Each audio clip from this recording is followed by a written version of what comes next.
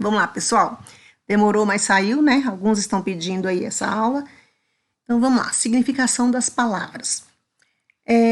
Na língua portuguesa, temos que levar em consideração a sinonímia, a antonímia e a homonímia.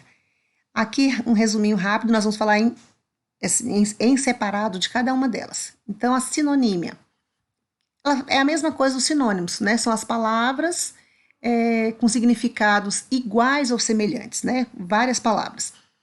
As palavras são escritas de forma diferente, mas os significados são bem parecidos. E a antonímia é o contrário, é o oposto, o significado oposto dessas palavras. E a homonímia, elas possuem a mesma escrita, o mesmo som, a mesma pronúncia, mas os significados são diferentes. A homonímia, dentro da relação da homonímia, tem a polissemia, que é a mesma palavra, a mesma estrutura, só que ela tem os sentidos, os significados bem diferentes. Pelos exemplos, vocês vão notar. Eu coloquei em destaque a palavra, no caso, dentro das 3 orações, é letra, a palavra letra. Então, olha só, olha os exemplos. O compositor escreveu a letra da canção para o seu filho. A segunda, a letra H é a 8ª em nosso alfabeto. 3, sua letra é muito bonita. Vocês vão perceber que a pronúncia foi exatamente a mesma nas 3 orações. A escrita dela também é exatamente igual, não é isso? Então, a escrita, o fonema, perfeitamente tudo igual. Só que o sentido dela, o significado dela é totalmente diferente entre as 3 orações. E se eu fizesse mais exemplos, seria também diferentes, ok? Vocês conseguem perceber a diferença de significado em cada uma delas, não é isso? Então, olha só, alguns exemplos para vocês. Nessa primeira, família muda, vem de tudo. A palavra muda, por exemplo, ela tem significados diferentes. Você pode interpretar que a família, toda a família, é muda, ou seja, as pessoas não conseguem falar, né? Tem essa questão, essa dificuldade. Ou tem um outro significado, que a família está em mudança, ok?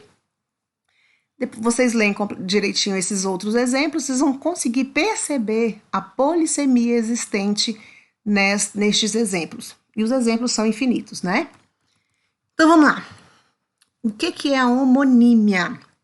Ela caracteriza 2 palavras que possuem a mesma grafia ou a mesma pronúncia, igual o exemplo da letra lá, né? Das orações que eu utilizei a palavra letra, mas com significação diferente, né? Ou ainda, palavras que apresentam pequenas diferenças, mas que podem causar muitas dúvidas no momento da escrita. E para evitar esses erros, nós vamos conhecer aqui 3 classificações para as palavras homônimas. Tá? Então, o conceito geral dela aí é o quê? As palavras homônimas, ela tem a mesma grafia, a mesma pronúncia e significados diferentes. Então, vamos lá. As palavras homônimas homógrafas, elas são iguais na escrita, mas tem diferença na pronúncia. Olha só, olha os exemplos. Eu não me molho. O O aí eu pronunciei de um som aberto. Agora, olha o exemplo seguinte. O molho estava muito bom. A escrita é exatamente a mesma. Mudou um pouquinho a pronúncia e também o significado delas. São totalmente o quê? Diferentes, não é isso? Outra coisa, outro tipo de homônima, que são as homófonas. Elas são iguais na pronúncia e diferentes na escrita. Cheque, que é uma ordem de pagamento, né? Que equivale a uma quantia que você deve receber ou pagar a alguém. Escreve com CH. E a pronúncia do cheque com X é exatamente a mesma. A escrita foi diferente, né? Porque o cheque, a ordem de pagamento com CH, e esse cheque, que é um lance do xadrez, escrita com X. A pronúncia é igualzinha, mas a escrita diferente. Nós temos também os homônimos perfeitos, que são iguais na escrita e na pronúncia. Tem a mesma estrutura fonológica e os mesmos fonemas, só que pertencem a classes diferentes, têm significados diferentes. Então, cedo, que é o verbo, e tem cedo, que é o advérbio.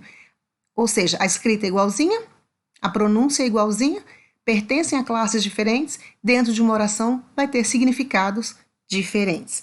Então, eu posso falar assim, acordo cedo, acordo é o verbo, cedo é a circunstância, né? Então, no caso, é o advérbio. Então, eu cedi a minha vez, do verbo ceder. Então, ou seja, é uma ação, praticando uma ação. Tranquilo até aqui? Os parônimos, dentre os homônimos aí, né, tem os parônimos, que são vocábulos, expressões que apresentam semelhança de grafia e pronúncia, mas que também têm diferença de sentido. Que são as palavras cavaleiro e cavalheiro. Então você percebe que a pronúncia ela é muito próxima, né? Couro e couro, cesta e cesta. Então, ou seja, as palavras têm a grafia diferente aí, mas até uma certa semelhança, mas os sentidos aí são totalmente diferentes, ok? Os anafóricos e os catafóricos, que tinha muitas pessoas aí aflitas. Então vamos lá. O que é anafórico? São os pronomes anafóricos. Os pronomes anafóricos, eles vão retomar um termo anterior, tá? Total ou parcial, de modo que, para compreendê-lo, dependemos do termo antecedente. Então, ele sozinho, você não consegue compreender. Então, vamos ao exemplo. Ó, João está doente. Vi-o na semana passada. Esse o que está destacado é o pronome anafórico. Então, qual é a função dele nessa oração? Retomar o termo João. Porque quem está doente? Quem viu na semana passada? Você viu quem? O João. E ele está o quê? Doente. Ok? Ó, Maria é uma moça tão bonita que assusta. Essa sua beleza tem um quê de mistério. Essa sua beleza aí, ele faz referência à beleza de Maria, né, que está implícito aí no enunciado anterior. Quando eu falo Maria é uma moça tão bonita que assusta. Ou seja, essa beleza de Maria é assustadora. Então, tranquilo, né? O anafórico, a função dele é retomar um termo anterior. Os catafóricos, eles fazem referência a um termo subsequente, ou seja, que ainda vai vir, né? Estabelecendo a ele uma relação não autônoma, portanto, dependente. Então, ele sozinho também não vai fazer muita coisa na oração. Para compreender esse termo catafórico, é necessário interpretar o termo ao qual ele vai fazer referência. Presta atenção. O irmão olhou-o e disse: João, estás com o ar cansado. Então, esse o que está em destaque, ele faz referência ao termo João, que ainda vai ser mencionado na oração. Então, ele só vai poder ser compreendido aí, esse pronome catafórico, quando você chegar ao termo. Se eu só falo assim, a irmã olhou-o e disse. Olhou para quem? Então, ela vai dizer com alguém, João. Então, esse termo João aí, e o termo anterior, esse pronome catafórico, a qual está em destaque, está fazendo referência a esse termo que imediatamente após vai ser referido. Tudo bem? Os deiticos, que vocês estão assim mais aflitos em relação a eles, eles indicam, a função deles é indicar o lugar ou o tempo em que esse enunciado, né, o que vai ser falado, produzido, vai indicar aos participantes de uma situação do enunciado, da fala. Os deiticos, eles só podem ser entendidos se houver uma explicitação, mesmo dentro da situação de comunicação. Olha o exemplo. O exemplo que eu coloquei aqui foi um bilhete com a mensagem: eu quero que você vá hoje ao meu escritório.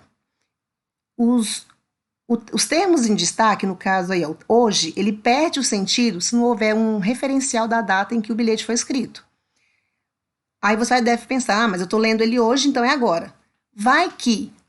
Aliás, a gente não sabe que dia foi escrito. Então, esse hoje aí, ele vai perder ali o seu referencial, não tem o referencial da data, então eu não vou saber quando foi que ele foi escrito, quando era para ser obedecida essa ordem.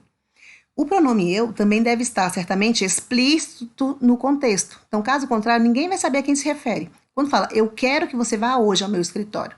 Quem é esse eu? Né? E que dia que é? Então, não está específico. Então, ele vai perder totalmente o sentido. Fiz um resuminho aqui bem rápido para vocês, para ficar mais tranquilo. O que é o pronome deítico? Ele se refere a algo fora do texto. Ele é responsável por localizar algo no tempo ou no espaço. Exemplo, aqui está muito frio, hoje vai ter festa. Esses advérbios que vai indicar aí, no caso, o tempo, não é isso? O tempo ou o lugar. Essa é a minha irmã. Minha irmã está ao seu lado. Então, o pronome demonstrativo, essa, está perto de quem se fala. Esta é a minha irmã. Então, esta a gente vai usar o pronome quando estiver próximo de quem está falando. E aquela é minha irmã.